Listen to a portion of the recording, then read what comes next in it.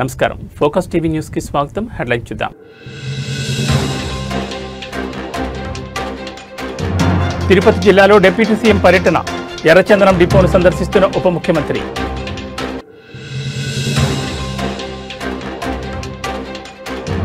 అకస్మాత్తుగా flight service రద్దు శంషాబాద్ ఎయిర్పోర్ట్లో ప్రయాణికుల ఆందోళన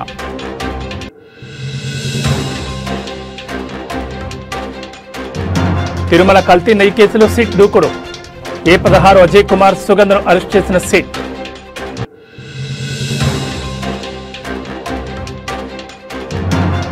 తెలంగాణను వణికిస్తున్న చలి రేపటి నుంచి గణనీయంగా తగ్గనున్న ఉష్ణోగ్రతలు ఇక డీటెయిల్స్ చూస్తే పార్లమెంట్ శీతాకాల సమావేశాలకు ముహూర్తం ఖరారైంది. డిసెంబర్ 1వ తేదీ నుంచి సమావేశాలు ప్రారంభం కానున్నాయని కేంద్ర ప్రభుత్వం శనివారం ప్రకటించింది.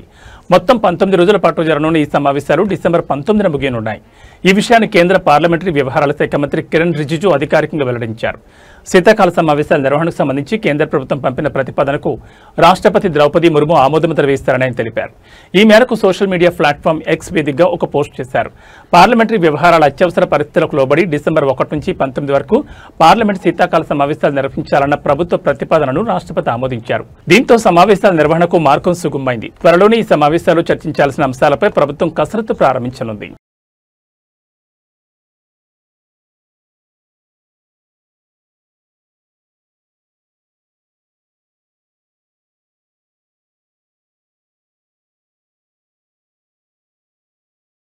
AP deputy CM Pawan Kalyan Tirupati జిల్లా మామండూరులో పర్యటిస్తున్నారు. పర్యటనలో భాగంగా మామండూరు అటవీ ప్రాంతాల్లో మొక్కలు నాటారు.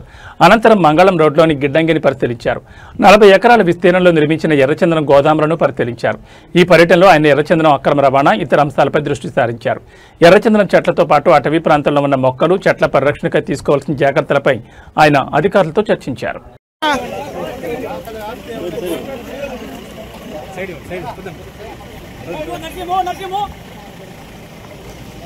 రండి.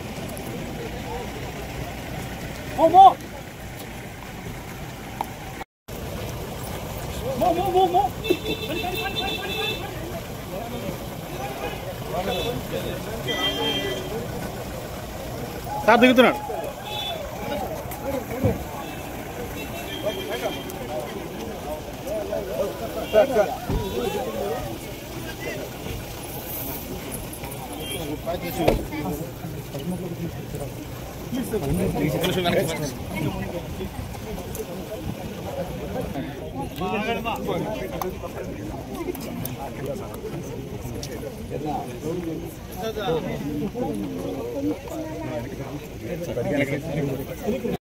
అలాగే వెళ్ళిపోతున్నారా? అలాగే ఉమ్మడి అభ్యర్థి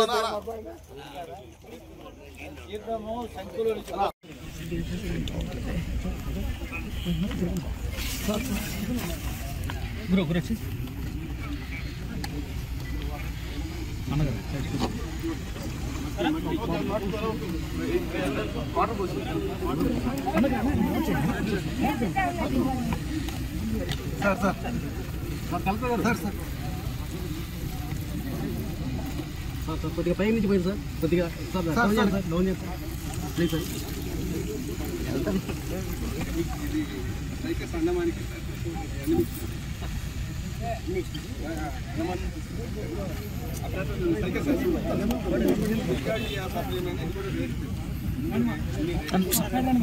కొద్ది సైడ్ ది బ్రదర్.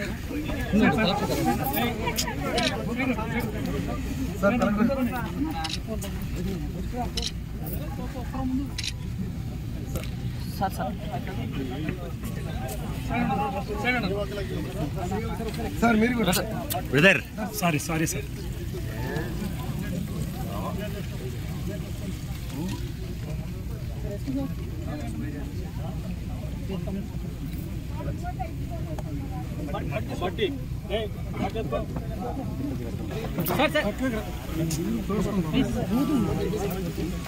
కలెక్టర్ గారిని ఇద్దరం కలిసి ఫోటో తీయాలి. కొద్ది సైడ్ రా బ్రదర్. బ్రదర్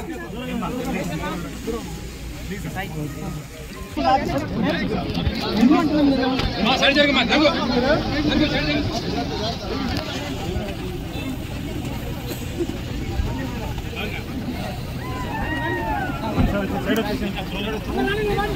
ఢిల్లీలోని ఇందిరాగాంధీ అంతర్జాతీయ విమానాశ్రయంలో శుక్రవారం ఎయిర్ ట్రాఫిక్ కంట్రోల్ వ్యవస్థలో తలెత్తిన సాంకేతిక సమస్య మరొకముందే ఇవాళ శంషాబాద్ ఎయిర్పోర్ట్లో ప్రయాణికులకు మరో చేదు అనుభవం ఎదురైంది. వియత్నాం ఎయిర్లైన్స్కు చెందిన VN984 ఫ్లైట్ శుక్రవారం రాత్రి శంషాబాద్ నుంచి వియత్నాంకు బయలుదేరాల్సి ఉంది.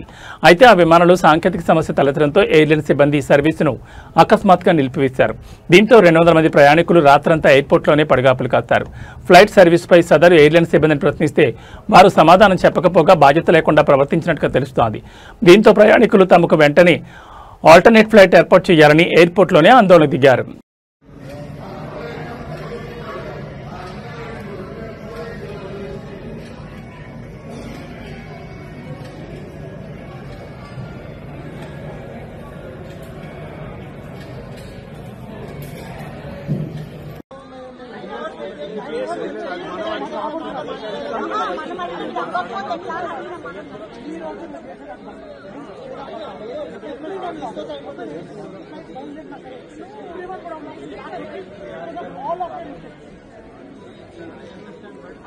जिम्मेदार पड़ेगा ना, वो क्यों जिम्मेदार होगा? वो वहाँ पे काम करता है, वो यहाँ का जिम्मेदार है। अब क्या वो इंचार्ज है, वो इंचार्ज है, ठीक है, कोई तो उसका हेल्प करना पड़ेगा ना।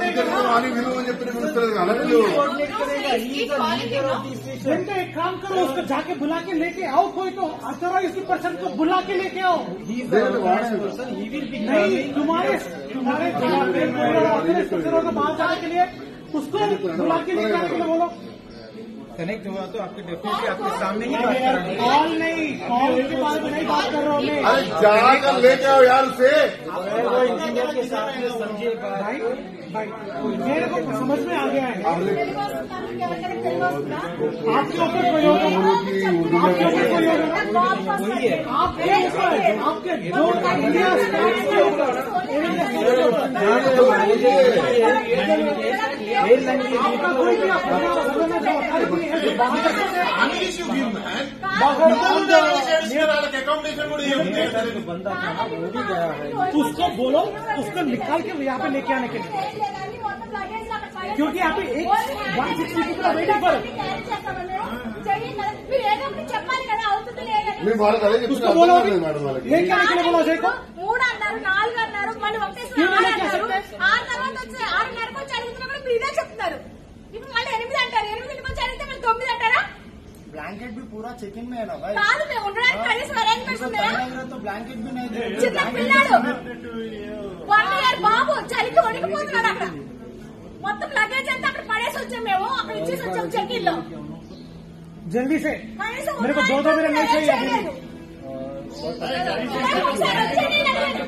ఇందాక వచ్చి అడిగాను నేను, అడిగే చిన్న పిల్లాడండి, ఆ బాబుకి ఫీవర్ వచ్చింది, పడుకోవడానికి కూడా లేదు, ఈ లైట్ కి పడుకోవట్లేదు, మీరు కనీసం ఆ బాబుకి పడుకోవడానికి అరేంజ్ చేయండి, ఫ్లైట్ కోసం అడగట్లేదు నేను అని చెప్పి వచ్చి అడిగాను. అప్పుడు లేదు. ఇప్పుడు నా హస్బెండ్ కి వణుకు వచ్చింది, ఫీవర్ వచ్చేసింది, కప్పడానికి లేదు, ఏమీ లేదు, ఏం చేయాలి? కనీసం హాట్ వాటర్ కూడా దొరకట్లేదు, ఇక్కడ కొనుక్కోవాల్సి వస్తుంది ప్రతిదీ. ఇప్పుడు నాకు నా హస్బెండ్ కి తీసుకురావాలి, నా పిల్లలందరూ కలిసి తీసుకొచ్చి ఇద్దరిద్దరే వస్తారు, కప్పులు వాళ్ళు ఏం చేస్తారు? 2ంటికి వచ్చి అడిగితే 3 అన్నారు, 3ంటికి వచ్చి అడిగితే 3:30 అన్నారు, 3:30కి వచ్చి అడిగితే ఒకటేసారి 4కి వచ్చి అడిగితే 6 అన్నారు. ఇప్పుడు 6:30 అయ్యింది. అసలు తీసుకెళ్తారా తీసుకెళ్లరా? చెప్పాలి కదా, మాకు అరేంజ్మెంట్ చేయాలి కదా. थोड़ा एटलीस्ट देख के सॉरी मैडम ऐसा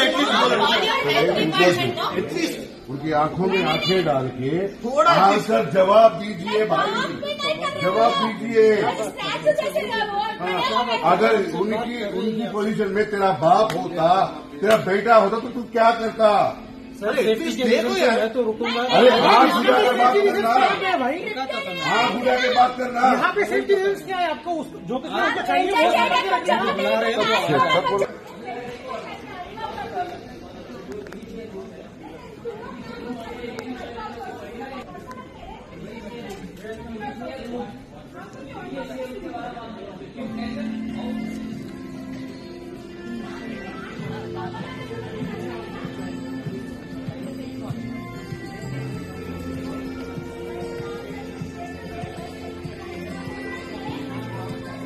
తెలంగాణలో గత కొన్ని రోజులుగా కురిసిన వర్షాలకు తెరపడింది. ఇకపై రాష్ట్ర ప్రజలను చలి వణికించనుంది. రేపటి నుంచి రాష్ట్ర వ్యాప్తంగా రాత్రిపూట ఉష్ణోగ్రతలు గణనీయంగా పడిపోనున్నాయని హైదరాబాద్ వాతావరణ కేంద్రం వెల్లడించింది.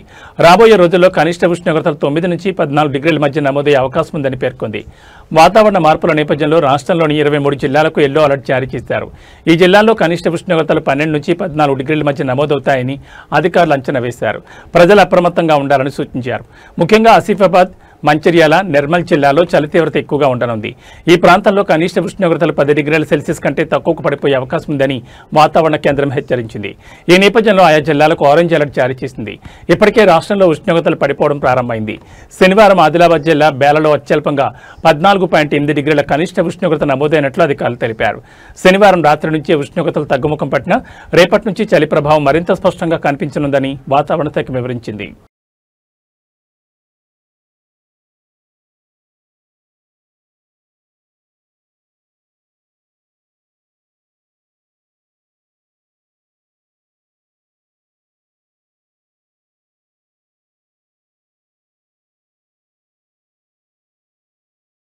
జూబ్లీహిల్స్ ఉప ఎన్నికల ప్రచార పర్వం చివరి దశకు చేరింది. రేపు సాయంత్రం 5 గంటలకు ప్రచారం ముగియనుంది. ఈ ఎన్నికల్లో అధికార ప్రతిపక్షాలు నువ్వా నేనా అన్నట్లు ఓటర్లను ఆకర్షించేందుకు ఎత్తుకు పై ఎత్తులు వేస్తున్నాయి. ఇంటింటి ప్రచారం, రోడ్లు, కార్నర్ మీటింగ్ పేరుతో హోరెత్తిస్తున్నాయి. ఎన్నికల ప్రచారం చివరి దశకు చేరుకున్న తరుణంలో ప్రధాన పార్టీలు పోల్ మేనేజ్మెంట్పై దృష్టి సారించాయి.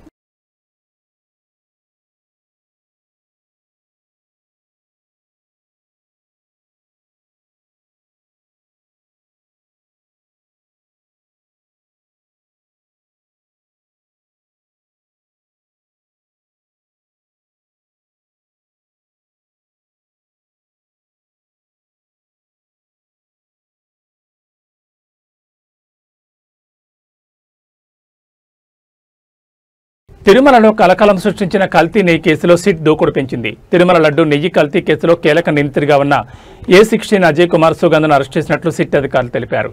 Ajay Kumar monoglycerides, acetic acid ester వంటి రసాయనాలను బోలే బాబా కంపెనీకి సరఫరా చేసినట్లు దర్యాప్తులో బయటపడింది. ఈ కెమికల్స్ను పామాయిల్ తయారీలో వినియోగించి అదే పామాయిల్ను నెయ్యి పేరుతో తిరుమల లడ్డూల తయారీ కోసం సరఫరా చేసినట్లు, ఆ నెయ్యిని లడ్డూల తయారీలో ఉపయోగించినట్లు సిట్ గుర్తించింది. దీంతో లడ్డూల తయారీలో ఉపయోగించిన నెయ్యిలో 90% వరకు పామాయిల్ ఉన్నట్లు వెల్లడైంది. గత 7 ఏళ్లుగా బోలే బాబా కంపెనీకి పామాయిల్ తయారీలో అవసరమైన కెమికల్స్ను అజయ్ కుమార్ సరఫరా చేస్తున్నట్లు సిట్ పేర్కొంది. ఇక అజయ్ కుమార్ ను నెల్లూరు ఏసీబీ కోర్టులో హాజరుపరిచారు సిట్ అధికారులు. దీంతో అజయ్ కుమార్ కి నెల 21వ తేదీ వరకు రిమాండ్ విధించింది ఏసీబీ ప్రత్యేక న్యాయస్థానం.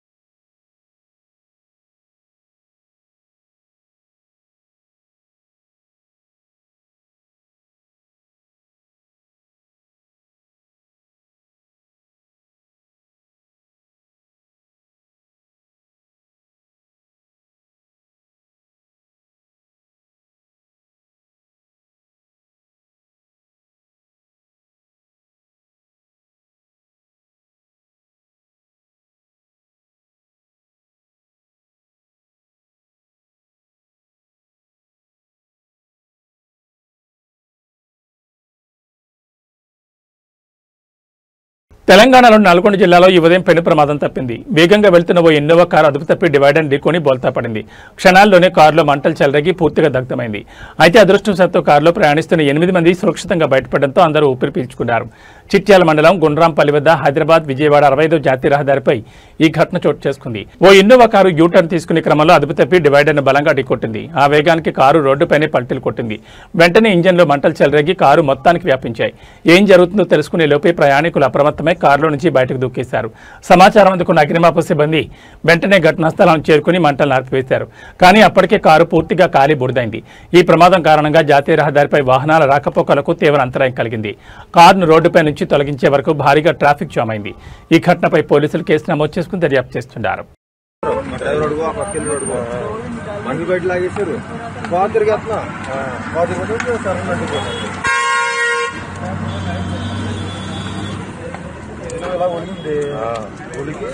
వెంటనే 5 గంటలు विरोध करो पास करो गाड़ी डब्बा गाड़ी है ना परवाना है जो पास करो गाड़ी एक साइड से और अरे पास करो बहुत लंबा जाम लग जाएगा। శ్రీ సత్యసాయి జిల్లా పెనుగొండలో శ్రీ భక్త కనకదాస్ జయంతి ఉత్సవాలను బీసీ సంక్షేమ శాఖ మంత్రి సవిత నిర్వహించారు. ఈ సందర్భంగా మంత్రి మాట్లాడుతూ భక్త కనకదాస్ జయంతిని రాష్ట్ర ప్రభుత్వం అధికారికంగా నిర్వహిస్తోందని, యువగాళం పాదయాత్రలో ఐటీ శాఖ మంత్రి నారా లోకేష్ కురుబ కులస్తులకు ఇచ్చిన హామీని నిలబెట్టుకున్నారని అన్నారు. కురుబ కులస్తుల ఆరాధ్య దైవం బీరయ్య దేవాలయాలను పునరుద్ధరిస్తామని, బీరయ్య దేవాలయాల్లో పూజారులుగా ఉన్న వారికి గౌరవవేతనం దగ్గరలో అందిస్తామని తెలిపారు. కురుబ కులస్తులకు ఉన్ని తీయడానికి అత్యాధునిక పరికరాలను సబ్సిడీలో ఇవ్వనున్నట్లు ప్రకటించిన మంత్రి సవిత, తిరుమల కొండపైన తిరుమల తిరుపతి దేవస్థానం ఆధ్వర్యంలో కురుబ కులస్తుల కోసం భక్త కనకదాస్ పీఠం దగ్గరలో నిర్మించేందుకు ఏర్పాటు చేస్తున్నామని తెలిపారు.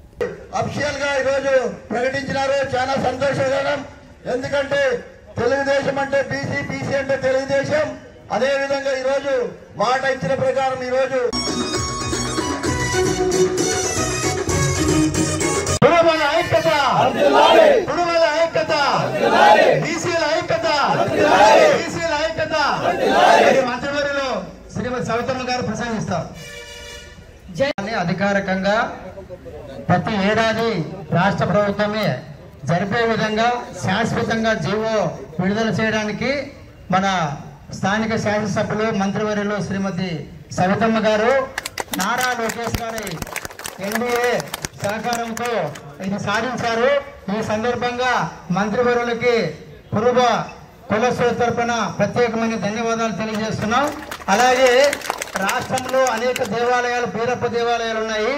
దేవాలయాల పూజారులకి గౌరవ వేతనంతో పాటు ధూపదీప నైవేద్యాలకి ఆర్థిక సహాయం చేయాలని యువగలంలో నారా లోకేష్ గారి దృష్టికి తీసుకెళ్లడం జరిగింది. ఆ విషయాన్ని కూడా జీవో విడుదల చేస్తూ మొత్తం దేవాదాయ శాఖ ద్వారా రాష్ట్రంలో ఎన్ని బీరప్ప దేవాలయాలు ఉన్నాయో ఆ వివరాలు సేకరించడానికి ఆదేశాలు జారీ చేశారు. మరి ఈ ఆదేశాలు రావడానికి మన మంత్రివర్యులు సవితమ్మ గారు, నారా లోకేష్ గారు, ఎన్డీఏ ప్రభుత్వం పెద్ద ఎత్తున కృషి చేయడం వల్ల ఇది సాధ్యమైంది.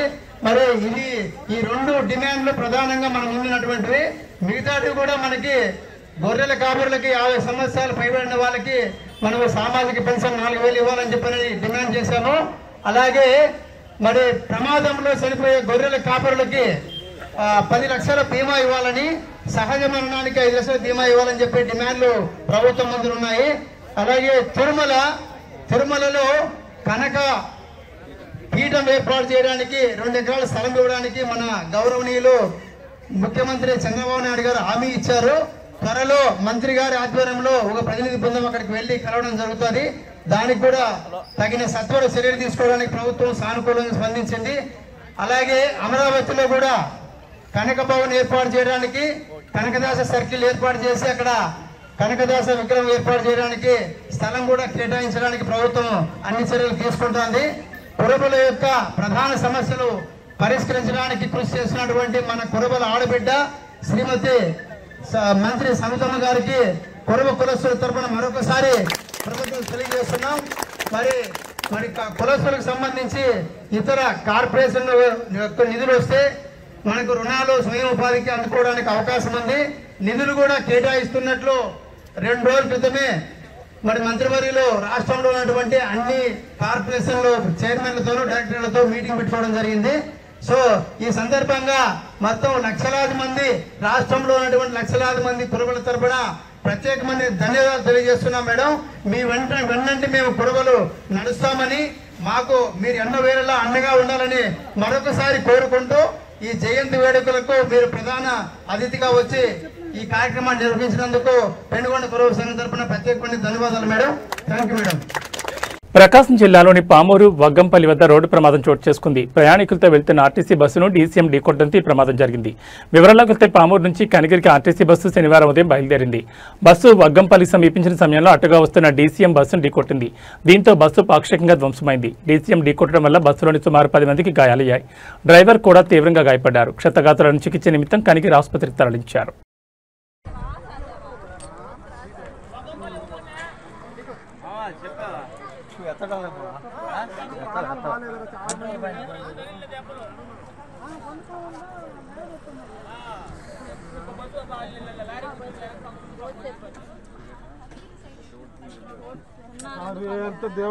సార్ నిజమే ఇవాళ టైం బాగుంది నిజంగా వగ్గంపల్లి దాటినాక కనిగిరి పోయే రూటు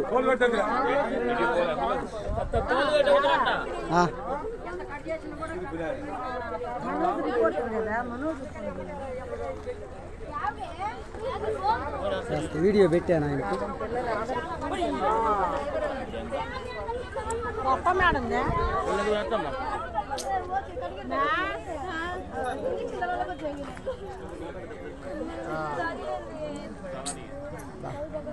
టైం బాగుంది లెట్న దేవుడి దయ వల్ల నిజంగా అసలు ఏముంది కొంచెం కానీ ఇటు దొల్లుంటే. ఇవి బులెటిన్ విశేషాలు. మరో బులెటిన్లో మళ్ళీ కలుసుకుందాం. నమస్కారం.